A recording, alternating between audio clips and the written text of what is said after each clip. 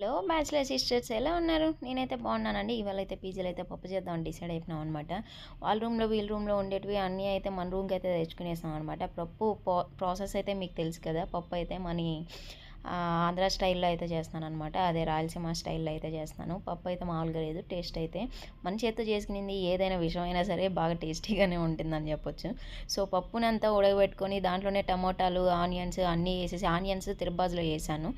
ఒక టమోటా, 2, 3 పచ్చిమిరపకాయలు, దాంతోపాటు పప్పు, దాంతోపాటు ఉప్పు వేసేసి అన్నీ వేసేసి ఉడకబెట్టేసి దాంతోపాటు చింతపండు వేసేసి మొత్తం అయితే ఉడికిన తర్వాత ఇలా అయితే పాముకునేస్తాను. ఆ తర్వాత అయితే తిరబ్బాజు అయితే పెట్టుకునేస్తాను. తిరబ్బాజుకి అయితే మనకి తెలిసిందే కదా, కొంచెం అయితే మనం ఎర్రగడ్డ అయితే 1, 2 తరుపుకొని మళ్ళీ అయితే తిరబ్బాజు అయితే పెట్టుకుంటాము. తిరబ్బాజు అయితే ఎంత టేస్టీగా వస్తుందో అంత టేస్టీగానే కర్రీ కూడా ఉంటుంది. ఏ కర్రీ అయినా, అది నాట్ ఓన్లీ పప్పు, ఏదైనా సరే టేస్ట్ అనేది తిరబ్బాజులోనే వస్తుంది. సో అదనమాట. ఫైనల్గా అయితే కంప్లీట్ అయిపోవచ్చిందనమాట.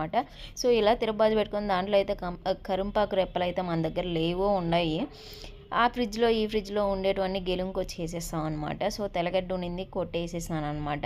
సో మన రూమ్లో ఒకటి ఉంటుంది, ఇంకొక రూమ్లో ఇంకోటి ఉంటుంది. బ్యాచిలర్స్ లైఫే ఇంతే అనమాట. పీజీలో ఉండేవాళ్ళు కూడా అంతే అనమాట.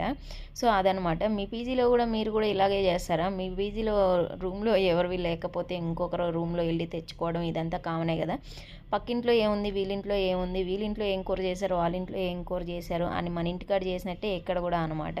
సో మొత్తం అయితే అయిపోవచ్చిందనమాట. మొత్తానికైతే ఉడకబెట్టేసి పొంగు వచ్చిన తర్వాత అయితే మనం అయితే దించుకునేస్తాము. ఈరోజు అయితే మాకు అయితే స్పెషల్ అయితే ఇదనమాట, మా చేతితో చేసుకునే వంట. మీరేం తిన్నారు?